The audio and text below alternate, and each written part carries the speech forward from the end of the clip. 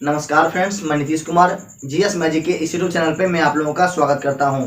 आज हम आप लोग के लिए लाए हैं गांधी जी का सेकंड पार्ट वीडियो। जिन्होंने फर्स्ट पार्ट नहीं देखे होंगे प्लीज़ देख लेंगे तो ज़्यादा बेटर समझ में आएगा और काफ़ी आपकी अच्छी पकड़ बनेगी ये गांधी जी का टॉपिक पे।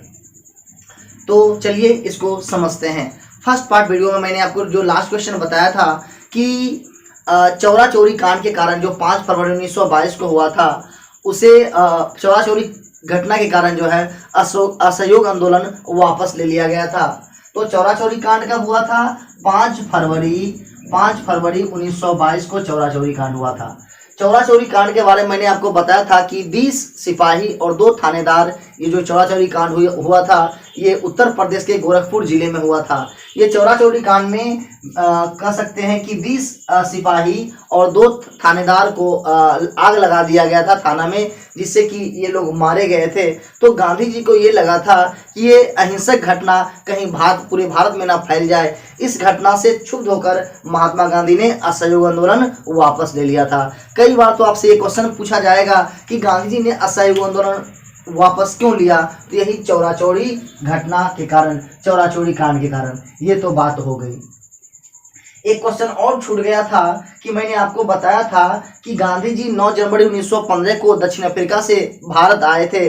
तो उस टाइम में फर्स्ट वर्ल्ड वॉर चल रहा था। तो उस टाइम में महात्मा गांधी को अंग्रेजों ने दिया था केसरे हिंद की उपाधि। और आपको पता होगा कि जलियांवाला बाग हत्याकांड 13 अप्रैल 1919 को अमृतसर जो पंजाब में जो घटना हुई थी, उस जलियांवाला बाग हत्याकांड से क्षुब्ध होकर महात्मा गांधी ने केसरे हिंद की उपाधि लौटा दिया था। तो कई बार ये क्वेश्चन पूछा जाता है कि जलियांवाला बाग हत्याकांड के बाद महात्मा गांधी ने कौन सी उपाधि लौटा दी? तो केसरे हिंद की उपाधि, ध्यान रखना है ये। और रविन्द्रनाथ टैगोर ने सर की उपाधि वापस लौटाई थी, तो ये ध्यान रखिएगा। तो ये पार्ट तो आप समझ गए। अब जब महात्मा गांधी ने चौरा चोरी कांड घटना के बाद जब असहयोग आंदोलन वापस ले लिया तो इस बात से काफी उनके सहयोगी जो थे नाराज हो गए थे। इस वजह से मोतीलाल नेहरू और चित्तरंजन दास ने स्वराज पार्टी की स्थापना की। तो स्वराज पार्टी का स्थापना भी इनका भी वही उद्देश्य था जो गांधी जी का भी उद्देश्य था। लेकिन गांधी जी के असहयोग आंदोलन के वापस ले लेने से ये चित्तरंजन दास, मोतीलाल नेहरू जैसे व्यक्ति, उनसे क्या हुआ कि एक अलग मोड़ ले लिए, एक अलग संस्था की स्थापना कर लिए। उस पार्टी का नाम था स्वराज पार्टी। तो ध्यान रखना है कि स्वराज पार्टी का स्थापना कब हुआ था? तो 1923 में। और किसने की थी? तो मोतीलाल नेहरू और चित्तरंजन दास ने। ये तो बात आप समझ गए होंगे। आफ्टर ऑल अगर बात करेंगे कि स्वराज पार्टी की जो स्थापना की गई थी, इसका एकमात्र उद्देश्य था कि विधान परिषद के चुनाव में भाग लेना। क्या चीज था स्वराज पार्टी का उद्देश्य? विधान परिषद के चुनाव में भाग लेना। ये तो आप समझ गए। अब आगे अगर बात करेंगे, ये जो चित्तरंजन दास हैं CR दास, तो वही गांधी और दास, जो मैंने पहले आपको बताया कि असहयोग आंदोलन वापस ले लेने के कारण जो है गांधी जी और चित्तरंजन दास में क्या हुआ, मतभेद उत्पन्न हो गया था। इस वजह से गांधी और दास में, जिसको गांधी दास पैक्ट के भी नाम से जानते हैं, दोनों का जो समझौता हुआ था 1924 में। तो ध्यान रखेंगे, गांधी दास पैक्ट कब हुआ था? 1924 में। दास कहने का मतलब CR दास, चित्तरंजन दास, ये भी आप समझ गए। आफ्टर ऑल अगर बात करेंगे, जो हुआ था सविनय अवज्ञा आंदोलन। जी हाँ, सविनय अवज्ञा आंदोलन को मजरी सेना या वानर सेना के भी नाम से जानते हैं। कई बार क्वेश्चन ये पूछा जाता है कि सविनय अवज्ञा आंदोलन को या किस नाम से जानते हैं? तो वानर सेना या मजरी सेना। या फिर क्वेश्चन पूछेगा कि मजरी सेना व वानर सेना व मजरी सेना का संबंध किस आंदोलन से है? तो सविनय अवज्ञा आंदोलन से। आफ्टर बात करेंगे, जो सविनय अवज्ञा आंदोलन था, इसमें क्या हुआ था कि 1930 में, अगर सविनय अवज्ञा आंदोलन के बारे में बात किया जाए, यह 1930 से प्रारंभ हुआ और यह 1930 से 31, उसके बाद जो है यह 32 से लेकर 34 तक चला था। अगर बात करेंगे सविनय आंदोलन क्या था, तो 1930 में 11 सूत्री मांग रखी थी महात्मा गांधी ने सविनय अवज्ञा आंदोलन के माध्यम से। तो 1930 में 11 सूत्री की मांग रखी थी और उस टाइम में जो गवर्नर था इरविन था। कौन था गवर्नर सविनय अवज्ञा आंदोलन के टाइम में? तो ये इरविन था। तो 11 सूत्री की मांग से आप समझ सकते हैं कि जिसमें क्या था कि नमक पर टैक्स काफी ज्यादा लगा दिया गया था, सैनिकों पर काफी ज्यादा खर्च हो रहा था, उसको कम करने का। तो ऐसे ऐसे मांग 11 सूत्री की मांग में ये जो है उसमें इंक्लूड था। आफ्टर ऑल अगर बात करेंगे तो दांडी मार्च जो प्रारंभ हुआ था, दांडी मार्च ये हुआ था 12 मार्च। दांडी यात्रा जो है समझ सकते हैं कि नमक सत्याग्रह के तौर पर आप समझ सकते हैं कि दांडी यात्रा जो चलाई गई थी, ये नमक जो टैक्स बढ़ाए गए थे, नमक पर कई तरह का कानून लाया गया था। इस पे महात्मा गांधी ने साबरमती से जो यात्रा शुरुआत करी थी और उसी को हम लोग दांडी मार्च के नाम से जानते हैं। तो दांडी मार्च जो प्रारंभ हुआ था कब? 12 मार्च 1930 को, और कब तक चला था? 6 अप्रैल 1930 तक। तो दांडी यात्रा मार्च जो साबरमती से आश्रम से प्रारंभ हुआ और दांडी तक चला था। तो ये प्रारंभ कब हुआ? 12 मार्च 1930 को प्रारंभ हुआ और खत्म हुआ था 6 अप्रैल 1930 को। इसमें क्या हुआ था कि 78 सहयोगी, अगर महात्मा गांधी को इंक्लूड कर देंगे तब हो जाएगा 79। ऐसे 78 सहयोगी। कई बार ये क्वेश्चन पूछा गया है कि दांडी मार्च में महात्मा गांधी के साथ कितने सहयोगी ने यात्रा प्रारंभ की थी, दांडी मार्च प्रारंभ की थी? तो 78 सहयोगी। अगर बात करेंगे, यह 241 मील की दूरी तय की थी पैदल। जी हाँ, उतने बड़े व्यक्ति समझ सकते हैं कि दांडी मार्च की यात्रा पर 12 मार्च 1930 को प्रारंभ हुआ और 6 अप्रैल 1930 को कहां से प्रारंभ हुआ? साबरमती आश्रम में शुरुआत हुआ और दांडी तक चला था। कितने सहयोगी? 78 सहयोगी। यात्रा कितना? 241 मील की दूरी तय की। अब समझ सकते हैं क्या हुआ कि इस सविनय अवज्ञा आंदोलन में या फिर इसमें जो दांडी मार्च था, ये दांडी मार्च में सबसे ज्यादा प्रारंभ किए थे 78 सहयोगी से, और जब आगे बढ़े कंटिन्यू जब आंदोलन प्रारंभ हुआ तो इसमें हजारों लाखों की संख्या में महिलाएं भी शामिल हुए और बहुत सारे बच्चे भी शामिल हुआ। इस वजह से वानर सेना, दैट मीन्स ये बॉयज को इंडिकेट किया गया है, और मजरी सेना मतलब गर्ल्स को ये इंडिकेट करता है। तो वानर सेना मजरी सेना का संबंध सविनय अवज्ञा आंदोलन से है। आफ्टर ऑल ये 78 सहयोगी के साथ में प्रारंभ किया गया था, लेकिन बाद में जब उन्होंने देखा 241 मील की दूरी यात्रा के बाद, तो क्या था कि लाखों में संख्या इसमें तब्दील हो गई थी। तो सबसे ज्यादा इसी समय में महिलाओं ने भाग लिया था। तो ध्यान रखेंगे इन सब बातों को। आफ्टर अगर बात करेंगे तो यह सविनय अवज्ञा आंदोलन के बाद क्या हुआ था कि गोलमेज सम्मेलन, एक समझ सकते हैं गोलमेज सम्मेलन की ब्रिटेन में राउंड टेबल जो कॉन्फ्रेंस जो बुलाया गया था, तो इसी को बोलते हैं गोलमेज सम्मेलन। गोलमेज सम्मेलन क्या हुआ था कि ये 3 गोलमेज सम्मेलन हुआ था। एक हुआ था 1930 में, एक हुआ था 1931 में, एक हुआ था 1932 में। ये तीनों गोलमेज सम्मेलन की अगर बात किया जाए, ये तीनों गोलमेज सम्मेलन ये इंग्लैंड में बुलाए गए थे।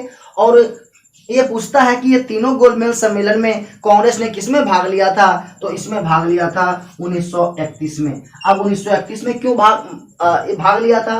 क्योंकि महात्मा गांधी ने, आपने देखा कि सविनय अवज्ञा आंदोलन जो 1930 में चलाया गया था, दांडी मार्च वगैरह चलाया गया था, तो इसमें क्या हुआ था कि इरविन ने जो 11 सूत्री मांग रखी थी, तो महात्मा गांधी की बात जो है नहीं मानी गई थी। तो फिर क्या होता है? एक होता है गांधी इरविन समझौता। गांधी इरविन समझौता होता है क्योंकि गांधी जी लॉर्ड इरविन के नाकों में काफी दम कर रखे थे। इस वजह से लॉर्ड इरविन जो है मजबूर होकर महात्मा गांधी से समझौता करता है, जिसको गांधी और इरविन समझौता के भी नाम से जानते हैं। तो आपसे कई बार पूछेगा कि गांधी इरविन समझौता कब हुआ था? तो 5 मार्च 1931 को। कब हुआ था? 5 मार्च 1931 को गांधी इरविन समझौता हुआ था। जब 1931 में समझौता हो गया, तब जाके महात्मा गांधी ने दूसरे गोलमेज सम्मेलन में भाग लिया था। तब 1931 में दूसरे गोलमेज सम्मेलन में भाग लिया था।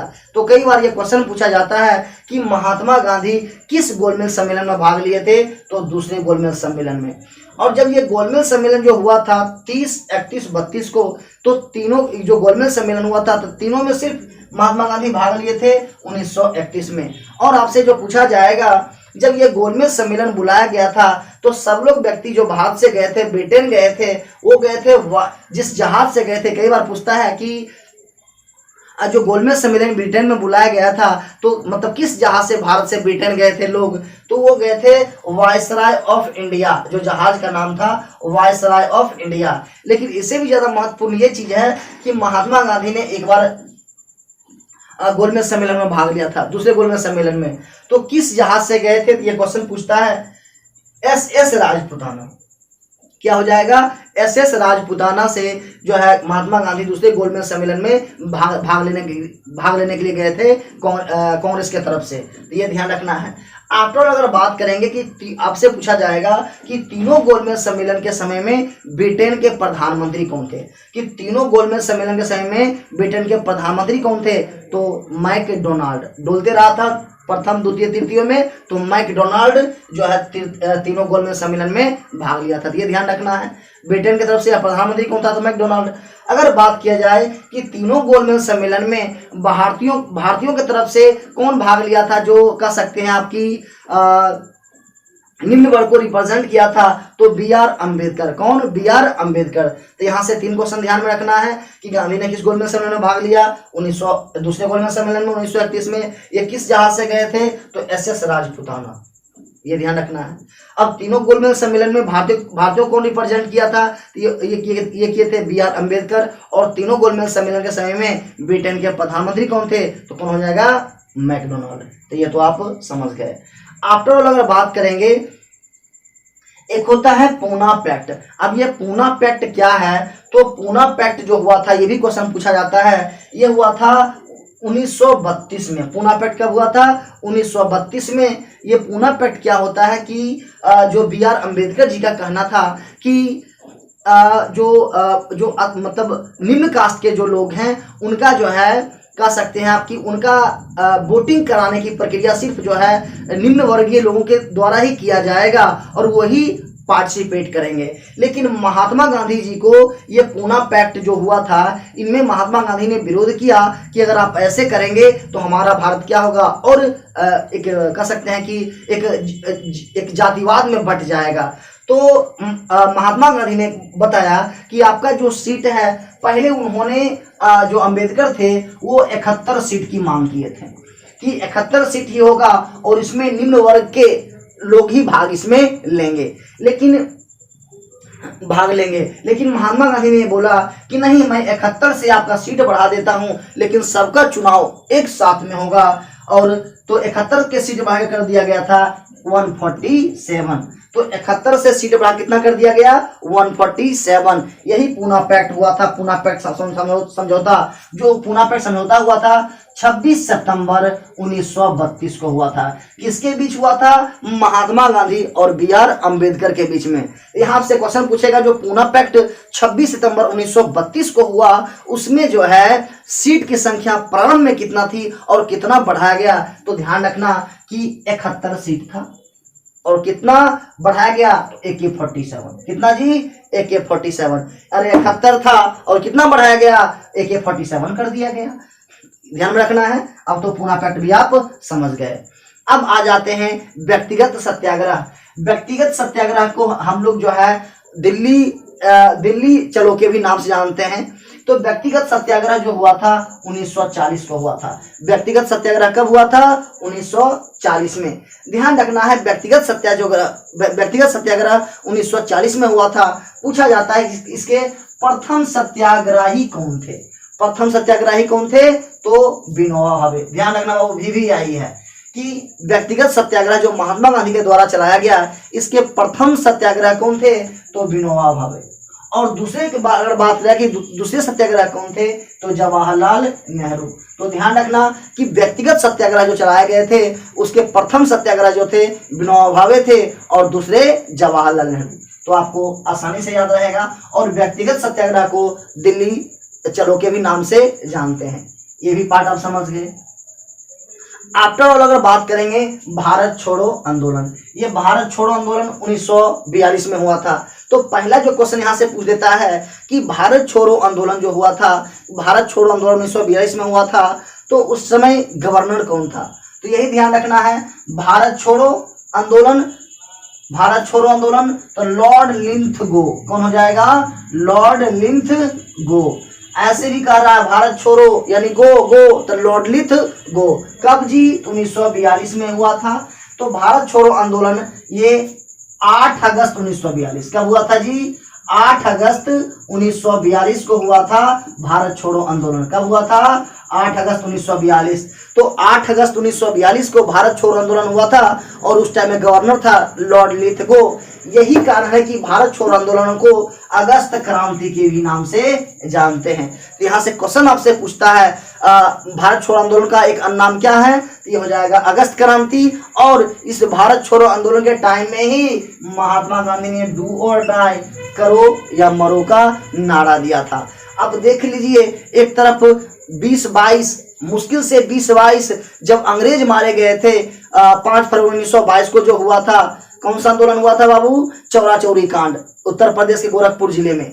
तो उस टाइम में असहयोग आंदोलन वापस ले लिए और 1942 में महात्मा गांधी नारा देते हैं डू और डाई का। क्योंकि महात्मा गांधी को ये चीज समझ में आ गई थी कि अंग्रेज जो लातों के कहते हैं ना, लातों का देवता बातों से मानने वाले नहीं है, वही बात है। तो इसीलिए भारत छोड़ो आंदोलन में महात्मा गांधी ने डू और डाई का, करो या मरो का नारा दिया। लेकिन इसमें क्या हुआ? ऑपरेशन जीरो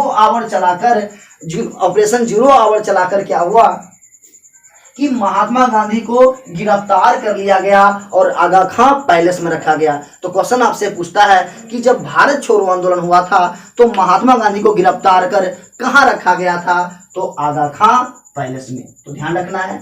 और मैंने पहले आपको बता दिया कि भारत छोड़ो आंदोलन को एक्चुअली ये 8 अगस्त 1942 को हुआ था, इस वजह से इसे अगस्त क्रांति के भी नाम से जानते हैं। ये भी आप समझ गए।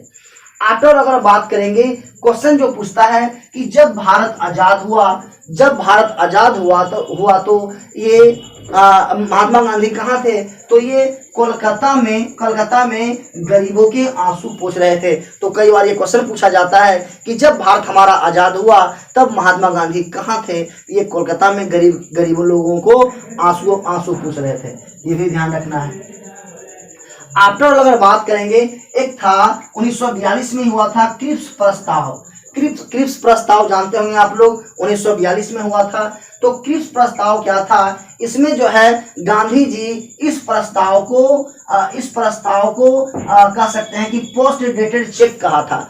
कई बार ये क्वेश्चन पूछता है कि it is a post dated cheque, किसके बारे में महात्मा गांधी ने बोला? किसके बारे में? ये क्रिप्स प्रस्ताव के बारे में। ये क्रिप्स प्रस्ताव क्या था कि इसमें अंग्रेज ने बताया था क्रिप्स प्रस्ताव के तहत कि जो है हम भारत को एक डोमिनियन स्टेट का एक दर्जा दे देंगे।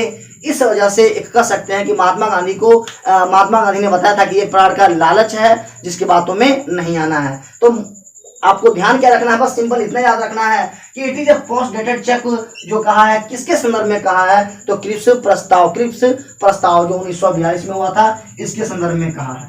ये भी आप समझ गए। आगे बात करेंगे तो सुभाष चंद्र बोस ने महात्मा गांधी को राष्ट्रपिता कहा है। जैसे कि मैंने बताया था कि 1917 में जो चंपारण आंदोलन हुआ था, उस आंदोलन के बाद रविन्द्रनाथ टैगोर ने महात्मा गांधी को महात्मा की उपाधि दिया था। और एक राष्ट्रपिता पूछा जाता है कई बार कि राष्ट्रपिता कहकर संबोधन किसने किया था? सर्वप्रथम में किसने उपाधि दी थी? तो सुभाष चंद्र बोस ने। ध्यान रखना है। और लास्टली क्या होता है? 30 जनवरी 1948 को, कब?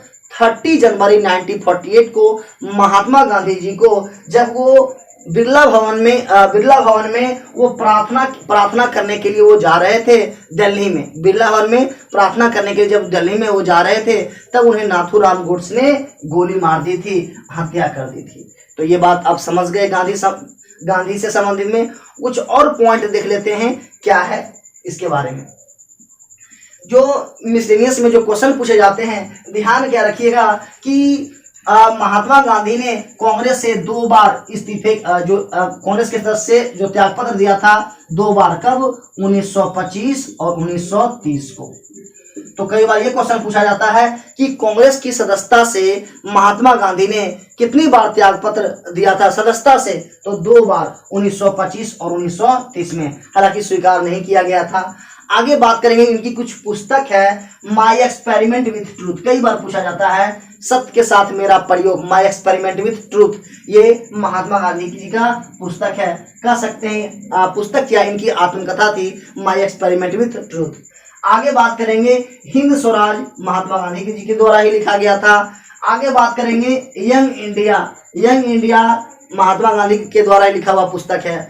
आगे बात करेंगे हरिजन, हरिजन संघ की स्थापना महात्मा गांधी ने ही करा था, जबकि हरिजन का मतलब होता है हरिजन, हरि मतलब भगवान, जन मतलब कह सकते हैं जन मतलब जनता, लोग, जो भगवान का पुत्र है उसी को हरिजन महात्मा गांधी के द्वारा ये जो डिफाइन किया गया। तो हरिजन पुस्तक महात्मा गांधी ने लिखा था और हरिजन संघ की स्थापना महात्मा गांधी ने ही करी थी।